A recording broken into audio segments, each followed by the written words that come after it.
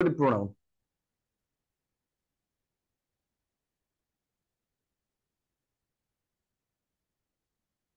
Interrogative, interrogate মানে হচ্ছে প্রশ্ন করা।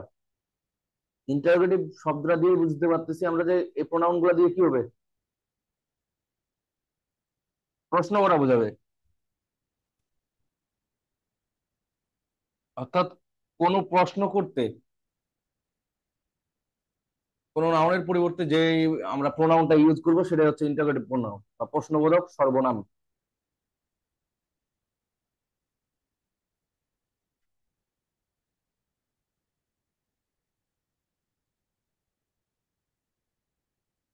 যেমন কি WH ওয়ার্ড গুলা যেগুলো, অর্থাৎ ডব্লিউ এবং এইচ, এই যে এগুলা দিয়ে যে ওয়ার্ড গুলা সেগুলো হচ্ছে কি ইন্টারোগেটিভ প্রোনাউন। যেমন হোয়াট,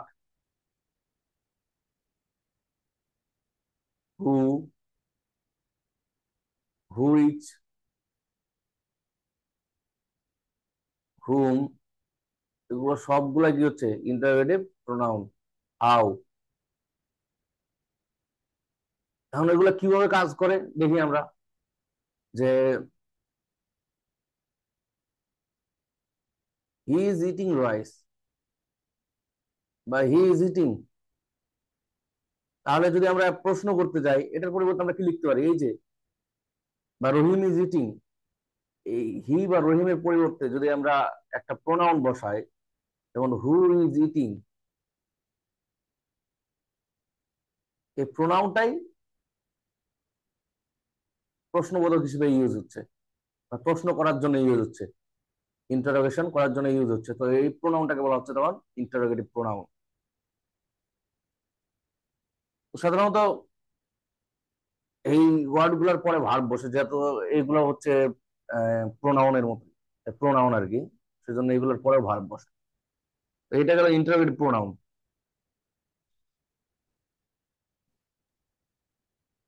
দেন আমরা দেখি যে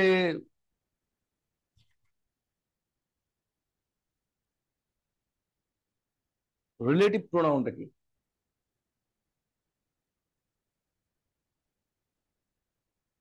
রিলেটিভ প্রোনাউন,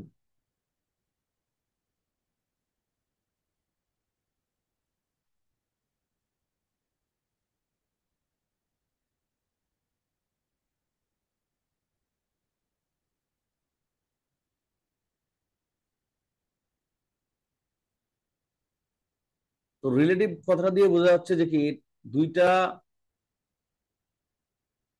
ক্লজের মধ্যে কি করবে, রিলেশন করাবে, অর্থাৎ দুইটা ওয়ার্ডের মধ্যে রিলেশন করাবে,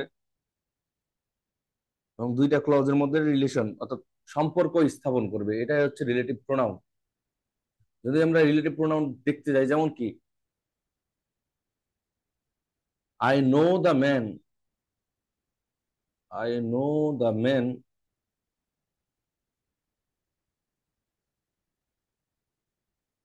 হু came here yesterday.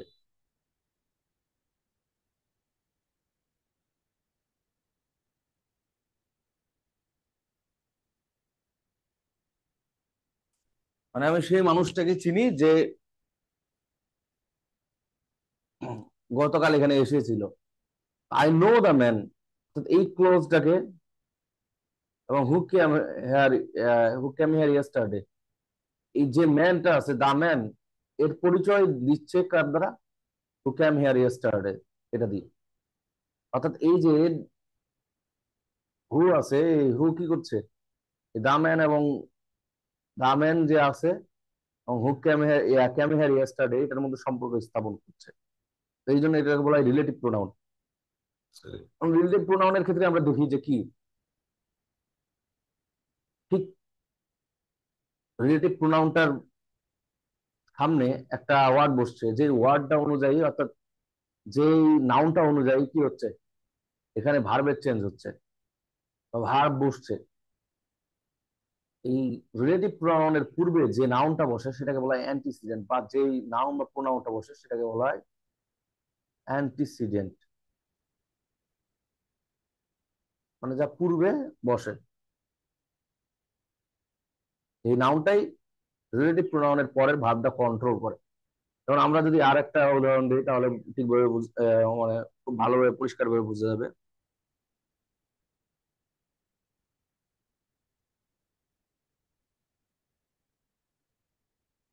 This is the table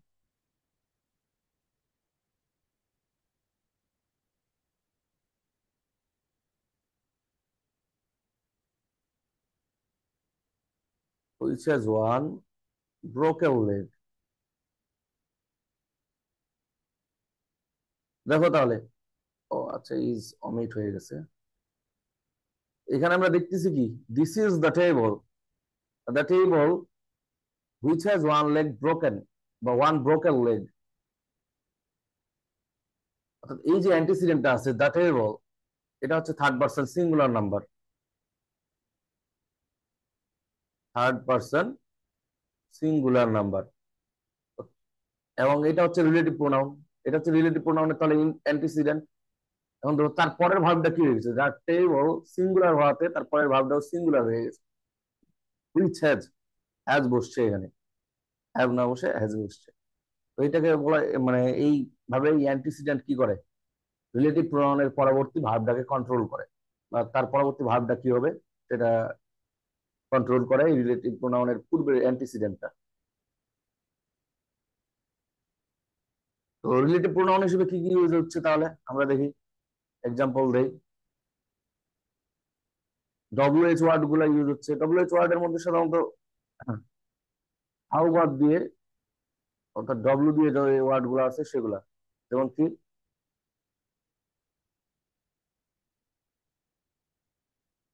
who, which, what, হুম, এগুলা ইউজ হয়। তারপরে কি ইউজ হয়, দ্যাট ইউজ হয়। দ্যাট নিজেও একটা রিলেটিভ প্রোনাউন, একটু আগে আমরা দ্যাট ইউজ করলাম। এখন দেখি যে হোয়াট দিয়ে আমরা একটা দেখি।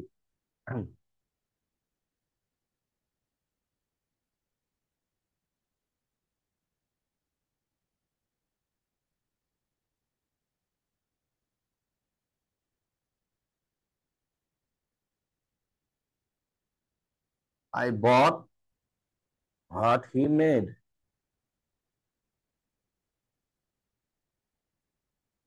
অর্থাৎ আমি সেটাই কিনেছি, কিনলাম যেটা সে তৈরি করেছে, হোয়াট হি মেড, যেটা সে তৈরি করেছিল বা তৈরি করলো।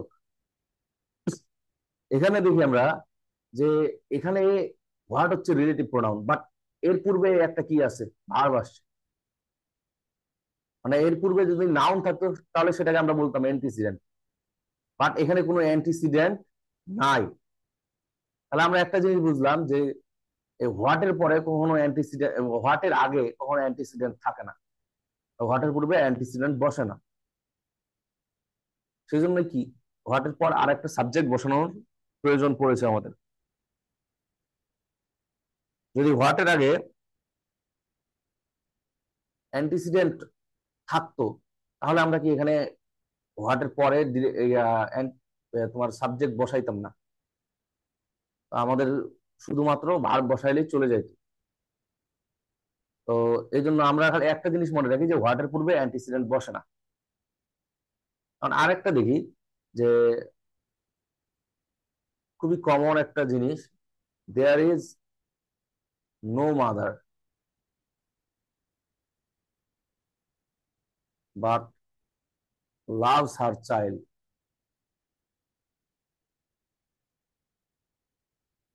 আমরা জানি যে বাট হচ্ছে অলওয়েজ কি হিসেবে বসে, বাট কনজাংশন হিসেবে ব্যবহার করা হয়। বাট এখানে দেখি আমরা যে বাট আছে, তারপরে লাভস আছে, অর্থাৎ বাটের পরে একটা ভার্ব বসছে। আমরা জানি যে সাবজেক্টের পরে ভার্ব বসে কিংবা প্রোনাউনের পরে ভার্ব বসে। তার মানে এই যে বাট আছে, এই বাট এখন আর কনজাংশন হিসেবে ইউজ হইল না। এবং এই বাটের পূর্বে যেটা আছে মাদার, নো মাদার আর কি। তো এটা হচ্ছে কি অ্যান্টিসিডেন্ট, এবং অ্যান্টিসিডেন্ট অনুযায়ী ভার্ব হয়েছে নো মাদার লাভস। তো no mother but loves her child, এখানে বাটটা তাহলে কি হচ্ছে, রিলেটিভ প্রোনাউন হিসেবে ব্যবহার হলো।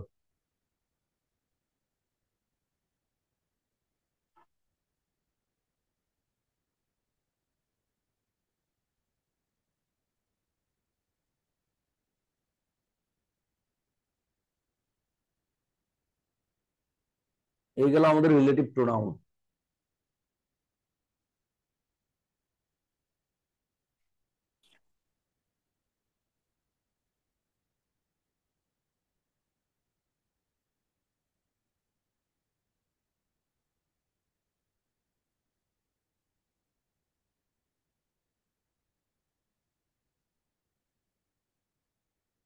আরো কিছু প্রোনাউন আছে আমরা দেখি, যে রেসিপ্রোকাল প্রোনাউন মানে কি। রেসিপ্রোকাল কথার অর্থ হচ্ছে পারস্পরিক।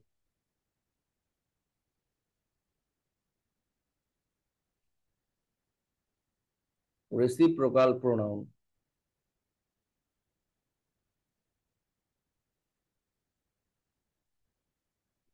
রেসিপ্রোকাল প্রোনাউন কোনটা আমরা দেখি, যে ওয়ান অ্যানাদার,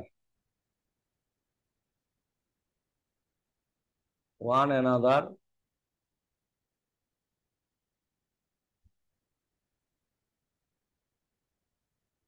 ইচ আদার, এই দুইটা হচ্ছে রেসিপ্রোকাল প্রোনাউন। এখানে দেখো পারস্পরিক বোঝাচ্ছে, যে ওয়ান অ্যানাদার, দে লাভস ওয়ান অ্যানাদার, দে লাভ ওয়ান অ্যানাদার,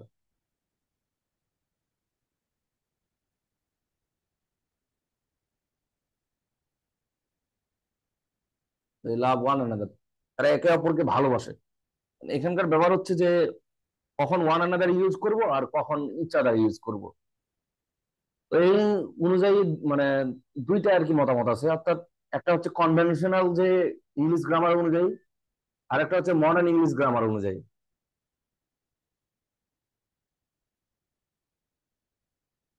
দেখি যে আমরা কনভেনশনাল ইংলিশ গ্রামার অনুযায়ী কি হচ্ছে।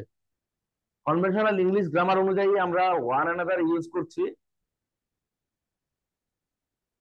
দুইয়ের অধিক সাবজেক্টের ক্ষেত্রে, অর্থাৎ দুইয়ের অধিক জন অবজেক্টের ক্ষেত্রে ওয়ান, যদি সাবজেক্টে দুইয়ের অধিক বুঝায়, যেমন কি এখানে যদি আমরা বলি যে দে বলতে তারা এখানে 3 থেকে 4 জন বোঝাচ্ছে, দে লাভ ওয়ান অ্যানাদার, তারা প্রত্যেকে মানে তারা একে অপরকে ভালোবাসে, অর্থাৎ যে 4 জন আছে 4 জনে একে অপরকে ভালোবাসে। আবার যদি বলি যে Rahim and Karim,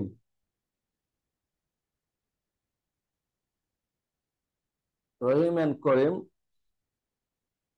love each other, অর্থাৎ রহিম এবং করিম প্রত্যেকে প্রত্যেককে ভালোবাসে, মানে একে অপরকে ভালোবাসে। তো এটা হচ্ছে কনভেনশনাল গ্রামার অনুযায়ী।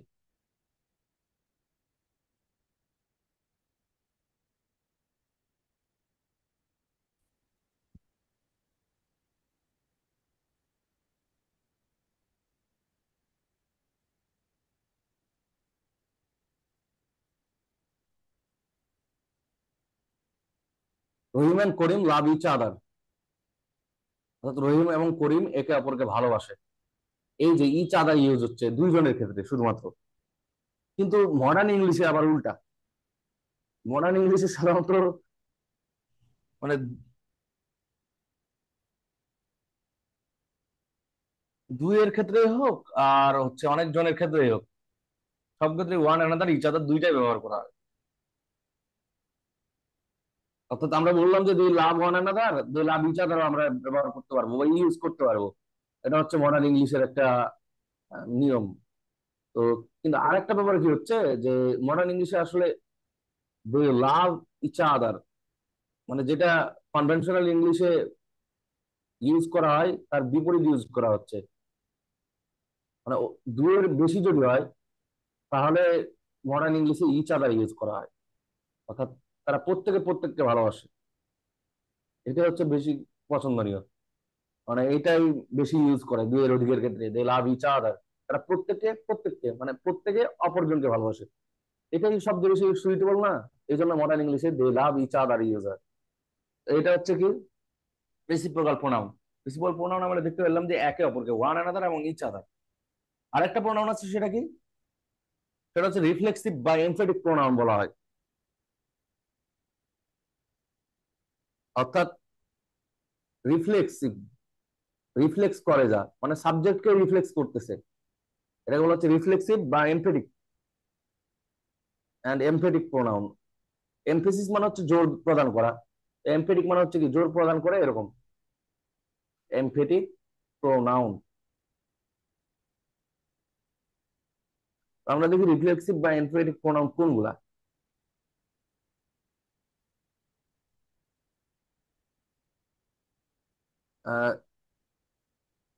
হচ্ছে যদি বলি I love my self, I love my self, হ্যাঁ, রিফ্লেক্সিভ প্রোনাউনটা কাকে হয়? এই যে এখানে রিফ্লেক্সিভ, এই দেখো সাবজেক্টটাই, এই যে অবজেক্ট হিসেবে এখানে মাইসেলফ ইউজ হয়েছে, আই লাভ মাইসেলফ, আমি নিজেকে ভালোবাসি। দেখো এই যে সাবজেক্ট ছিল, এই সাবজেক্টকে বোঝাচ্ছে যে আমি নিজেকে ভালোবাসি, অর্থাৎ সাবজেক্ট যেটা আছে, এই অবজেক্টটা মাইসেলফ, অবজেক্টটা বা প্রোনাউনটা এই সাবজেক্টকে রিফ্লেক্স করতেছে, মানে সাবজেক্টকে মানে প্রতিফলন নিজে করছে নিজে যে আই লাভ মাইসেলফ, নিজে নিজের কথা নাকি? আমি নিজে নিজেকে ভালোবাসি। তারপরে কি হি রিডস হিমসেলফ, সে নিজে নিজেই পড়লো, মানে সে নিজে নিজেই পড়ে, তার মানে সাবজেক্টকেই আবার ইয়া করতেছে, রিফ্লেক্স করতেছে, কাজটা সে সাবজেক্ট নিজে নিজে নিজের বিষয়ে করতেছে। কয় ওটাই নাকি রিফ্লেক্সিভ হ্যাঁ প্রোনাউন? হ্যাঁ, ওটা হচ্ছে রিফ্লেক্সিভ। দেখো এখানে আই এর কারণে মাইসেলফ বসছে, হি এর কারণে হিমসেলফ বসছে, তোমার সাবজেক্টকে রিফ্লেক্ট করতেছে যাস, এবং এটা কি একটা জোর প্রদান করতেছে, আমি নিজে নিজেই পড়ছি। আরো জোর প্রদান করা যায়, যেমন কি he is my own brother, he is my own brother, সে আমার নিজের ভাই, হি ইজ মাই ব্রাদার বললে হয়, কিন্তু আরেকটু জোর প্রদান করার জন্য যে সে আমার নিজের ভাই, এটা করার জন্য আমরা লিখতেছি হি ইজ মাই ওন ব্রাদার। তো এটা হচ্ছে কি এখানে এমফেটিক প্রোনাউন, অর্থাৎ এমফেসিস প্রদান করার জন্য ব্যবহার করা হয়েছে। কিন্তু we made in captain ourselves, তবে আরো দেখি, you fan yourself, you fan your self,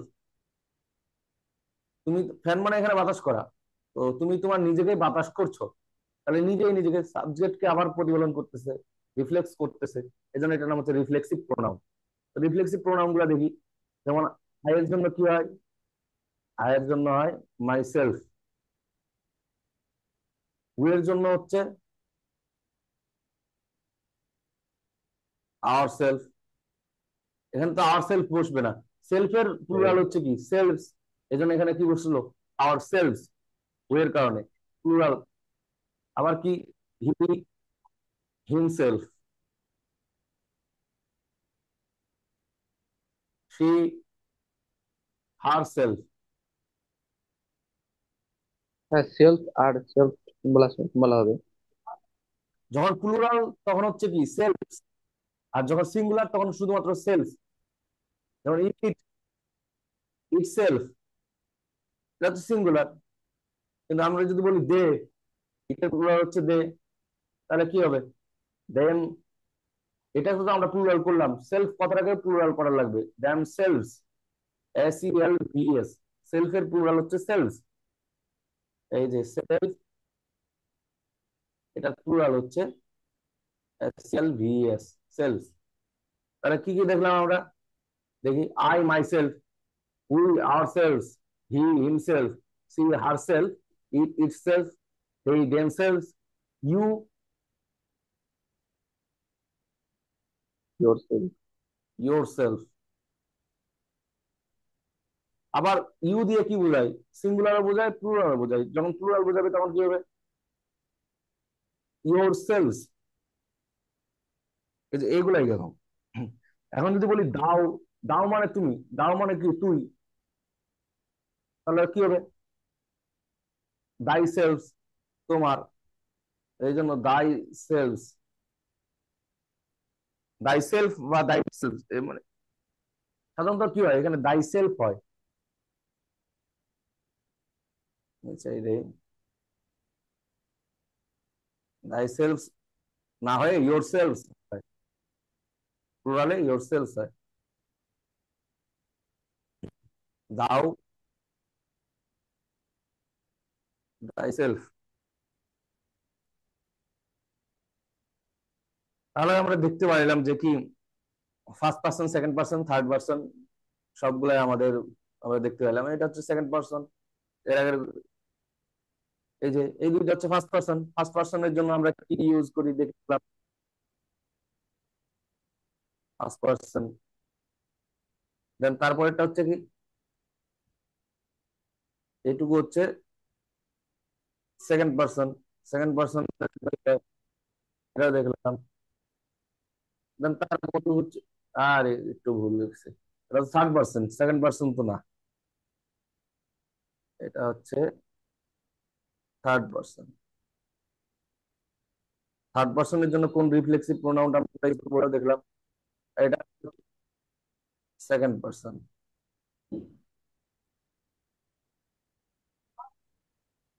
second পার্সনের জন্য এই রিফ্লেক্সিভ প্রোনাউন গুলো ইউজ হয়। তো আমাদের যে প্রোনাউন ছিল, মূলত আমরা প্রোনাউন কতটা ভাগ, কি কি, কিভাবে প্রোনাউন গুলো ইউজ হয়, সেটা আমরা প্রায় মোটামুটি শিখে গেলাম। তো প্রোনাউন আর অ্যাডজেক্টিভের মধ্যে একটু ডিফারেন্স আছে।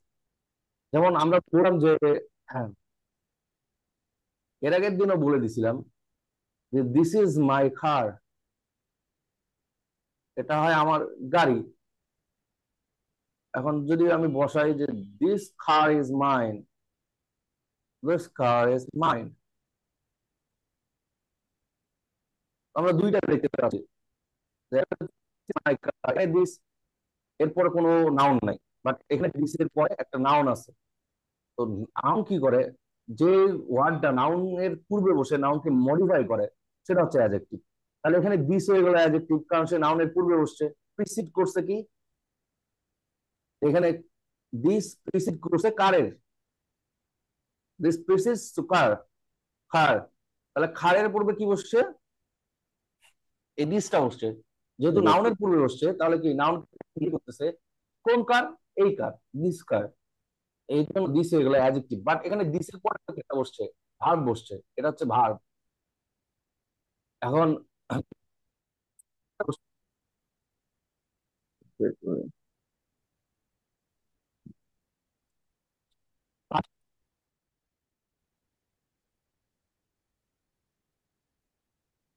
প্রোনাউন, তারপরে একটা ভার্ব বসছে। আবার এখানে দেখি আমরা মাই খার, এখানেও কি নাউনের পূর্বে মাই বসছে। তাহলে এই মাই, মাই হচ্ছে কি অ্যাডজেক্টিভ। বাট এখানে মাইন, এই যে ভার্বের পরে মাইন বসছে, মানে অবজেক্টের জায়গায় বসছে। অবজেক্টের জায়গায় নাউন অথবা নাউন ইকুইভ্যালেন্ট, মানে নাউন প্রোনাউন এবং নাউন ফ্রেজ বসতে পারে। আবার কি হয়ে গেল, প্রোনাউন। এটাই ছিল নাউন এবং অ্যাডজেক্টিভের মধ্যে ডিফারেন্স। নাউন ভার্সেস, নাউন এবং অ্যাডজেক্টিভ তো না, pronoun versus adjective.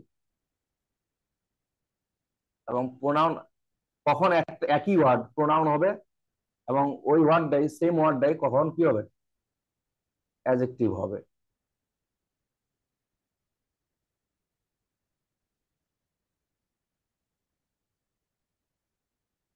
Pronoun versus adjective.